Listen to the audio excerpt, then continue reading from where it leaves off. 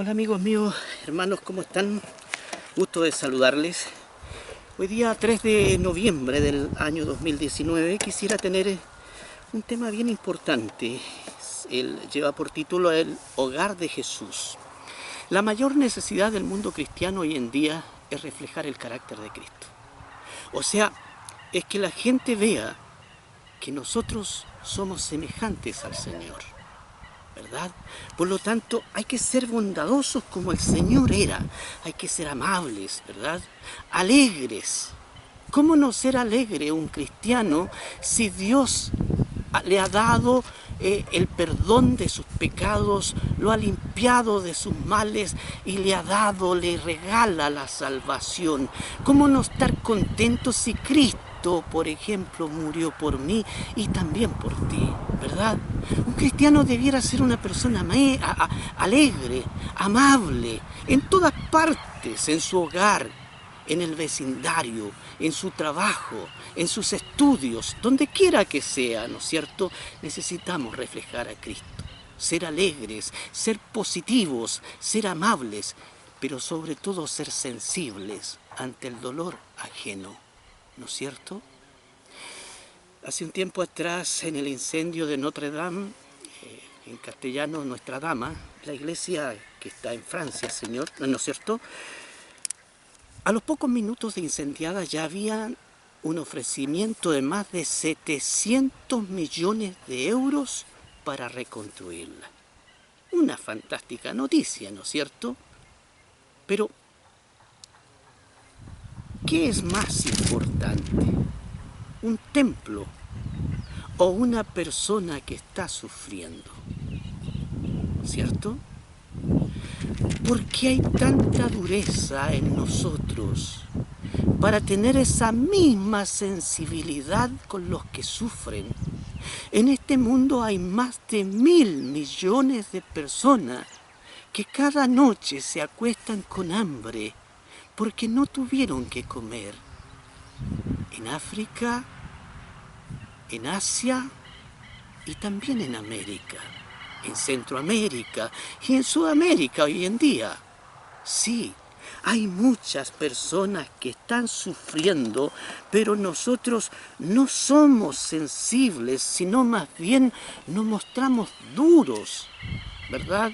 Insensibles ante el dolor ajeno.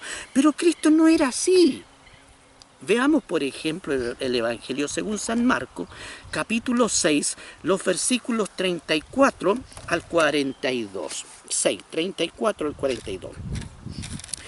Y salió Jesús y vio una gran multitud y tuvo compasión de ellos, porque eran como ovejas que no tenían pastor. Y comenzó a enseñarles muchas cosas. Cuando ya era muy avanzada la hora, sus discípulos se acercaron a él diciendo: el lugar es desierto y la hora ya muy avanzada. Despídelos para que vayan a los campos y aldeas de alrededor y compren pan, pues no tienen que comer. Respondiendo él les dijo: dadles vosotros de comer. Ellos le dijeron: que vayamos y compremos pan por 200 denarios y le demos de comer. Él les dijo: ¿cuántos panes tenéis? Y vedlo. Y al saberlo, dijeron: 5 y 2 peces. 5 panes y 2 peces. ¿Qué son 5 panes y 2 peces para más de 5.000 hombres, sin contar las mujeres y los niños? Y les mandó que hiciesen recostar a todos por grupos sobre la hierba verde. Y se recostaron por grupos de cientos en cientos y de 50 en 50. Entonces tomó los 5 panes, los 2 peces, y levantando los ojos al cielo, bendijo y partió los panes, y dio a sus discípulos para que los pusiesen delante, y repartió los 2 peces entre todos. Y comieron todos y se saciaron. Jesús sentía compasión por los más necesitados. Y eso es lo que tú y yo, si somos cristianos, debiéramos imitar. Esa orden que Jesús les da a los discípulos, dadles vosotros de comer, sigue vigente hoy. para ti y para mí que nos decimos cristianos. Sí, debemos ser sensibles con los que lloran, con los que sufren, y sobre todo con aquellos que no tienen el pan de cada día. Somos nosotros los que hemos sido llamados a saciar el hambre de los que sufren ese gran flagelo en la actualidad en nuestro mundo. Recuerda, más de 1.000 millones de personas cada noche en este mundo se acuestan con hambre porque no tuvieron que comer y nadie se compadeció por ellos. Hermanos míos, esto nos demuestra entonces que hay algo malo en este mundo. ¿Cómo podemos ser tan insensibles, verdad, ante el dolor ajeno? Pero ¿cómo remediarlo? Bueno, yo creo sinceramente que la forma en que podemos remediarlo es imitando el hogar que tuvo Jesús, ¿no es cierto? Cuando niño, ¿verdad? Un hogar compuesto por una mujer, una jovencita, que a pesar de su edad fue bien mujercita para sus cosas. Y un hombre más adulto, José, ¿verdad? Sí, un hogar compuesto por un hombre y una mujer. No por dos mujeres o por dos hombres, como se pretende hoy en día. No, una mujer y un hombre, ¿verdad? Analicemos un poquito a María, ¿verdad? Veamos qué nos dice el Evangelio. Según San Lucas, el capítulo 1, en el versículo 28 de San Lucas, en el encuentro, en la visitación del ángel a María cuando le da la anunciación, ¿verdad? Le anuncia que va a ser madre de Jesús. Y entrando el ángel en donde ella estaba, dijo: salve muy favorecida, el Señor es contigo, bendita tú entre las mujeres. El Señor es contigo. Para María lo más importante en su vida había sido siempre Dios. A pesar de su juventud, ella le había dado siempre a Dios un lugar en su corazón. Por eso el ángel le dice: el Señor es contigo. Hermana mía, hermano mío, ábrele tu corazón también a Dios, para que Él more en tu vida, como lo hacía con María. El versículo 29 agrega otra característica de María muy especial. Mas ella, cuando le vio, se turbó por estas palabras y pensaba qué salutación sería esta. O sea, María se sintió turbada y se preguntó: ¿pero por qué me aparece un ángel y me da este saludo? Bendita tú entre las mujeres, el Señor es contigo. Vale decir, María era humilde. Cuando el ángel le dice estas palabras, María no se le infló el pecho y dijo: sí, esa soy yo. No, María era una mujer humilde. Aprendamos a ser humildes como era la Virgen María, ¿verdad? Dice, agrega el versículo 29 ahora, lo siguiente: mas ella, cuando le vio, se turbó por sus palabras y pensaba que salutación sería esta, el versículo 30 en realidad. Entonces el ángel le dijo: María, no temas, porque has hallado gracia delante de Dios. Qué preciosas palabras le dice el ángel a María. Has hallado gracia delante de Dios. O sea, para Dios era grato acompañar a María.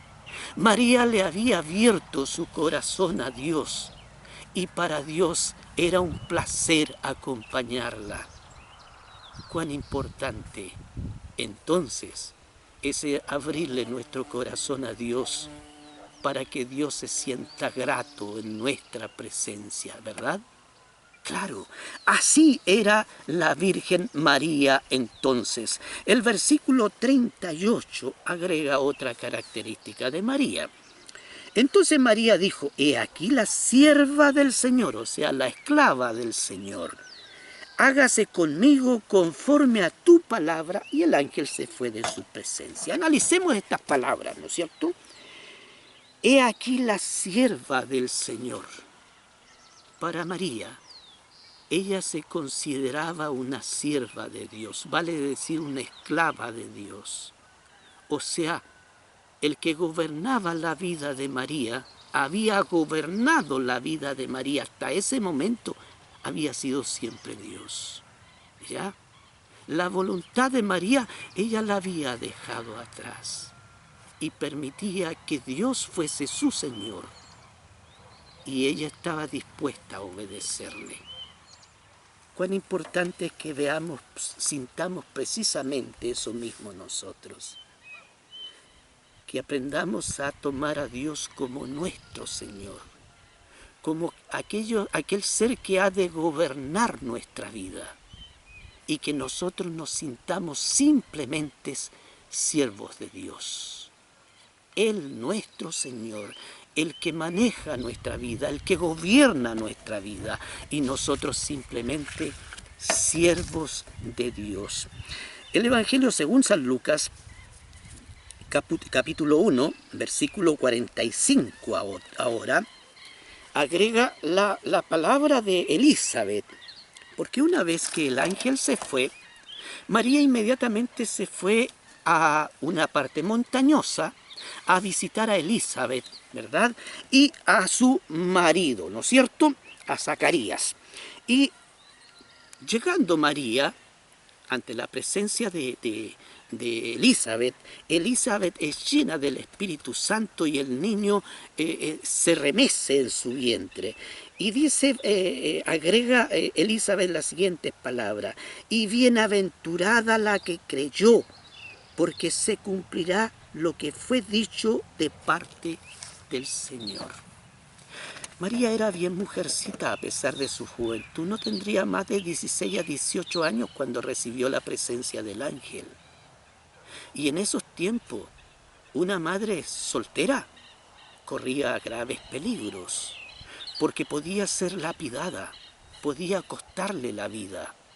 Por lo general a esa mujer, a una madre soltera, se le arrastraba fuera de la ciudad todo el pueblo y todos tomaban piedras y la mataban a pedradas. Pero María no tuvo miedo, estuvo dispuesta a obedecer al Señor porque creía en Él. Aprendamos a creer en Dios como María lo hacía, ¿verdad? En los versículos 46 al 47 muestra otra característica de María. Fíjense, dice ahí, 46. Entonces María dijo, engrandece mi alma al Señor. Para María Dios era, reitero, su Señor, quien gobernaba su vida, ¿verdad? Y ella se consideraba una simple sierva. Y mi espíritu se regocija en Dios, mi Salvador. Qué hermosas palabras de María. Para ella, el Señor no era solo su Señor quien gobernaba su vida, sino también su Salvador. Sí, hermano mío, hermana mía, Cristo es nuestro Salvador. Dios nos ofrece la salvación a cada uno de nosotros, ¿verdad? ¿Qué agrega el versículo 48? Porque ha mirado la bajeza de su sierva. María se consideraba no una mujer lo máximo, sino que ella humildemente se sentía como inferior a los demás. Y por eso dice, porque ha mirado la bajeza de su sierva, pues he aquí desde ahora me dirán bienaventurada todas las generaciones. ¿No es cierto? Hay otras versiones que dicen, ha puesto los ojos en la humildad de su esclava. Eso lo dice la Biblia de Jerusalén, ¿no es cierto? Una versión de la Iglesia Católica, la mejor versión de la Iglesia Católica desde mi punto de vista, humilde por lo demás, pero desde mi punto de vista es la mejor versión traducida al castellano. Luego María, cuando ya su hijo era adulto, en el capítulo 2, en el Evangelio según San Juan, María da un consejo a los siervos de una boda. Ya se había celebrado una boda, de pronto se acabó el vino, los siervos están afligidos, ¿verdad? Y María se acerca a su hijo y le dice, se acabó el vino. Y enseguida se dirige a los siervos y les da esta indicación, este consejo tan importante para nuestras vidas. Su madre dijo a los que servían, haced todo lo que él os dijere. ¿Te das cuenta? Qué distinto sería este mundo, hermano mío, hermana mía, si todos estuviéramos dispuestos a hacer todo lo que el Señor nos ha ordenado en su santa palabra. No ser cristianos a medias, sino que ser íntegros, ¿verdad? Cuán importante es hacer eso. Haced, le dice María a los siervos, haced todo lo que él os dijere. Y este consejo de María sigue vigente hoy en día, para ti y para mí, para que hagamos todo lo que el Señor Jesús nos indica que nosotros hagamos, ¿verdad? Claro que sí, hermanos míos. Veamos ahora San Juan, capítulo 19. ¿Qué pasó en la cruz del Calvario? San Juan 19, aquí está, versículos 25 al 27. Estaban junto a la cruz de Jesús su madre, o sea, María, y la hermana de su madre, María, mujer de Cleofas, y María Magdalena. Cuando vio Jesús a su madre y al discípulo a quien él amaba, o sea, a Juan, que estaba presente, dijo a su madre, mujer, he aquí tu hijo. Después dijo al discípulo, he ahí tu madre. Y desde aquella hora el discípulo la recibió en su casa. Juan hospedó desde entonces a María, la madre de Jesús, en su propia casa, ¿verdad? ¿Qué hizo María cuando Jesús era juzgado? Ahí estaba ella. Y cuando Jesús fue llevado y obligado a cargar la cruz hasta el monte Calvario, ahí estaba María. Y cuando Jesús fue recostado sobre la cruz de madera y clavaron sus manos y sus pies a ella, ahí estaba María seguramente derramando sus lágrimas. ¿Sí? María acompañó a Jesús en las buenas y también en las malas. Por lo general las madres son así. Un día yo en un accidente me quebré la pelvis, me destrocé el fémur derecho, me quebré la tibia y el peroné a la altura del tobillo, me quebré la cadera izquierda, me la descabecé y la clavícula izquierda. Y cuando mi madre lo supo, estaba de vacaciones a 200 y tantos, 300 kilómetros de mi casa, inmediatamente se subió al auto de mi hermana y dijo, yo voy también. ¿Sí? Las madres por lo general son así. Saben acompañar a sus hijos en las buenas y en las malas, como lo hizo precisamente la Virgen María, ¿verdad? Pero no tan solo eso. Si damos vuelta unas hojitas más, vamos a encontrar a María 50 días después de la muerte de Jesús, de su hijo, en el aposento alto junto a los discípulos del Señor, junto a los 12 apóstoles y a los demás discípulos que Jesús tenía. Fijémonos lo que dice Hechos de los Apóstoles, versículo 1, entonces, capítulo 1, versículo 14. Dice ahí, Todos estos perseveraban unánimes en oración y ruego con las mujeres y con María, la madre de Jesús, y con sus hermanos. Cuando fue derramado el Espíritu Santo en toda su plenitud, en el Pentecostés, en el aposento alto, ahí también estaba María, y el Espíritu Santo también reposó en ella. Sí, hermanos míos, esa era la madre de nuestro Señor Jesucristo, una mujer íntegra, una cristiana íntegra, una mujer bien mujercita, una mujer valiente, una mujer obediente a Dios, una mujer que consideraba los mandatos de Dios como una orden para su vida. Y ella estaba dispuesta a obedecerle. Una mujer que le supo abrir su corazón al Señor para que el Señor morase en su vida.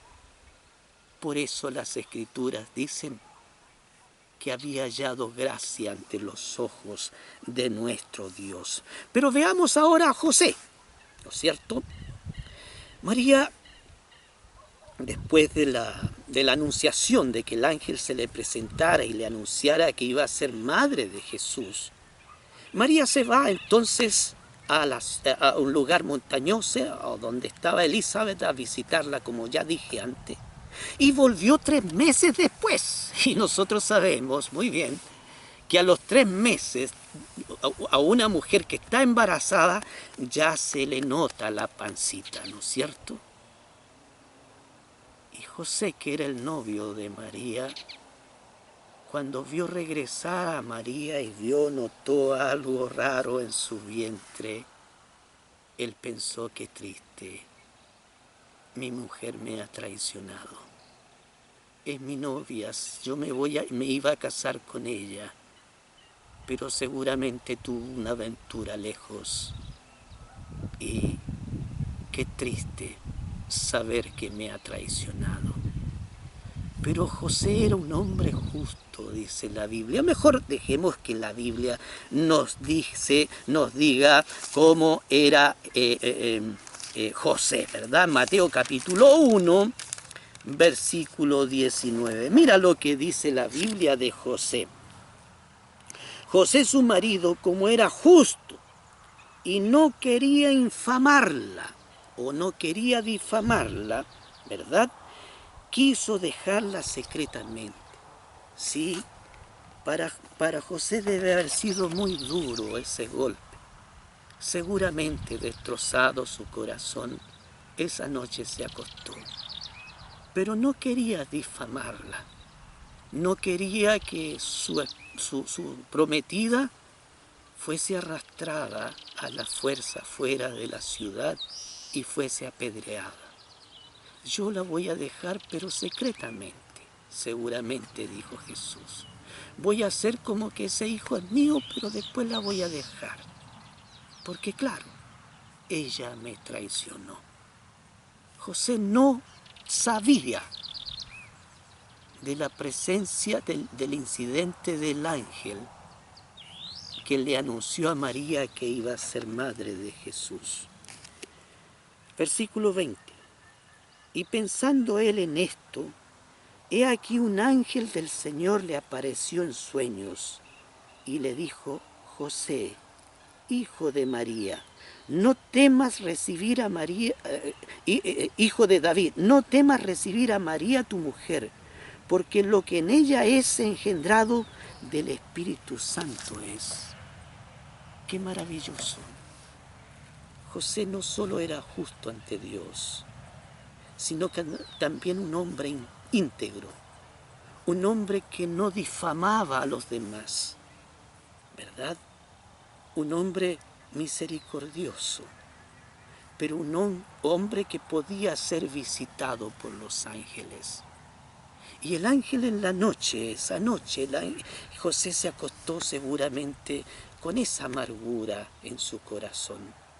Y Dios manda a uno de sus ángeles a José para decirle: José, no temas tomar a María por esposa, porque ese hijo que tú ves que está gestándose en el vientre de ella es del Espíritu Santo.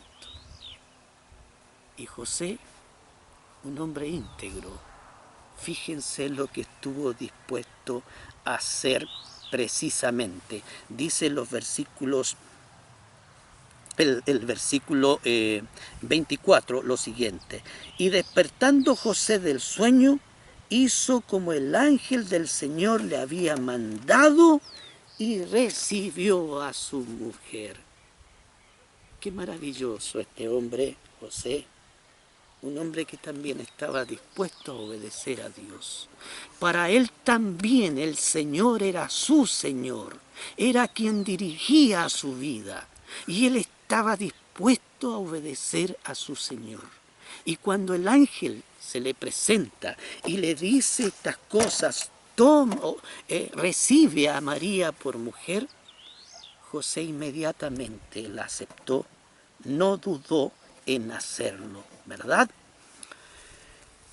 El Evangelio según San Lucas, en el capítulo 2, nos registra otro incidente. Cuando el niño nació, el capítulo 2, los versículos 21 al 24, nos dice lo siguiente: cumplidos los 8 días de nacimiento de Jesús, cumplidos los 8 días para circuncidar al niño, le pusieron por nombre Jesús, el cual le había sido puesto por el ángel antes que fuese concebido. Y cuando se cumplieron los días de la purificación de ellos, conforme a la ley de Moisés, le trajeron a Jerusalén para presentarle al Señor. Como está escrito en la ley del Señor, todo varón que abriere la matriz será llamado santo al Señor. Y para ofrecer conforme a lo que se dice en la ley del Señor, un par de tórtolas o 2 palominos. José era un hombre que estaba dispuesto a obedecer las leyes de Dios, los mandatos de Dios. Y una vez que el niño nació, entonces lo lleva inmediatamente al templo para ser circuncidado, porque así pasaba en esos tiempos.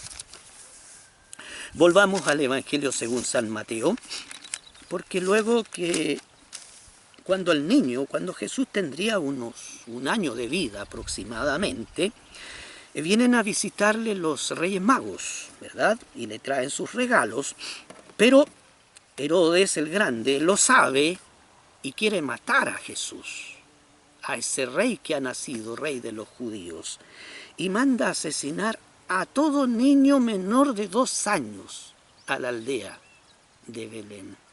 Sí.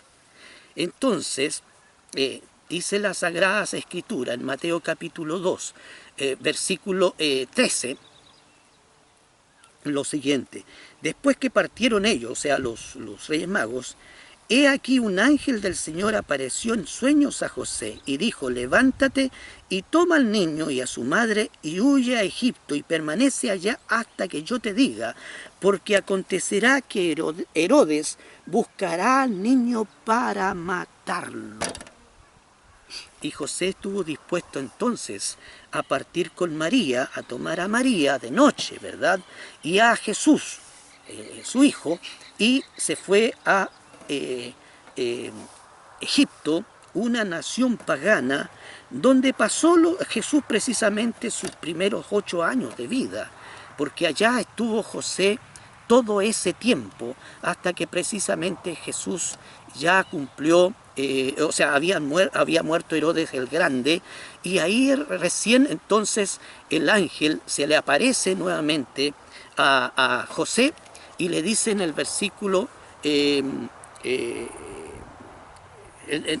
el versículo 19 al 20 lo siguiente: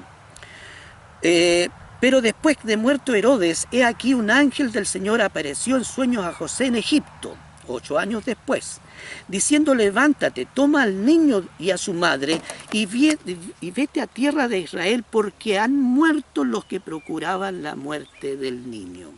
Sí, José, mejor dicho, estuvo dispuesto a irse a Egipto con su esposa y su hijo, pero luego que a los 8 años después, cuando el niño ya tenía 8 años, mejor dicho, y había muerto Herodes, nuevamente un ángel se le aparece a José entonces y le da esta nueva orden: vuelve a Israel, porque han muerto los que procuraban la muerte de Jesús, ¿no es cierto?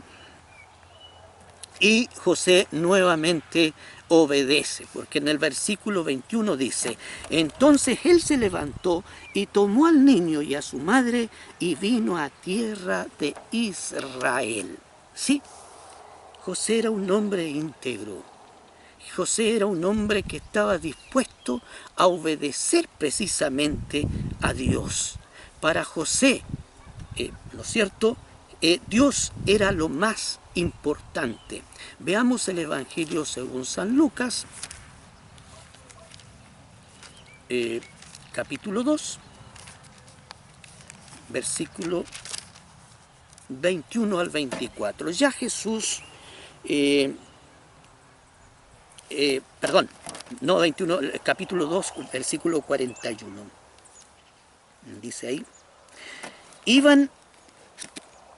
Iban sus padres todos los años a Jerusalén en la fiesta de la Pascua. José entonces, cuando vuelve con María, después de pasar 8 años en Egipto, vuelve y se va precisamente a Galilea, a Nazaret. Nazaret y Jerusalén distaban 120 kilómetros aproximadamente. Pero José todos los años, junto a María y a Jesús, caminaba toda esa distancia para llevar a su hijo y a su esposa ante el templo y adorar a Dios y celebrar la Pascua. Cuán importante es que los padres lleven a sus hijos a la iglesia, ¿verdad? Sí, que se hagan acompañar por ellos. Así era José entonces, ¿no es cierto? Un hombre que un hombre que no dudaba en obedecer las leyes, las ordenanzas de nuestro Padre. Hermanos míos, como hemos visto entonces, mejor dicho, tanto María como José recibieron a Jesús como un regalo de Dios. Para ellos, eso fue Jesús. Eso fue ese niño. Cuán importante que para ti, para mí y para todo cristiano, un hijo sea considerado así, como un regalo de Dios. No como un cacho, no como un estorbo, no como un problema, no como algo que se puede desechar, por lo tanto se puede abortar o asesinar, mejor dicho. ¿Verdad? Porque un aborto no es más que eso, un asesinato. Para José y María, su hijo, fue un regalo de Dios.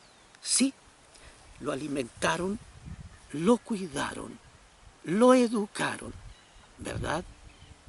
Ese fue el hogar de Jesús, donde vemos a personas, ¿no es cierto?, como José y María, hombres justos, hombres obedientes a Dios. María supo acompañar a su hijo en las buenas y en las malas, mientras Jesús era clavado en la cruz. Ahí estuvo María. Sí, hermanos míos, sepamos acompañar a nuestros hijos en las buenas y en las malas.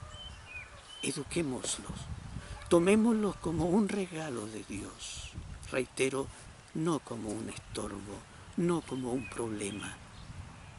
Porque para José y María, Jesús fue eso, un gran regalo del Señor. Y así debiéramos considerar a nuestros hijos también. ¿Te parece si terminamos entonces con una corta oración? Inclina tu rostro y cierra tus ojos. Maravilloso Dios, ayúdanos a ser como José y María, que fueron obedientes a ti, que se consideraban simplemente como tus siervos, para quienes tú eras el Señor que gobernaba sus vidas. Ellos siempre supieron abrir su corazón para que tú morases en él, para que tú morases con ellos, Ayúdanos a ser así. Ayúdanos a reflejar tu carácter.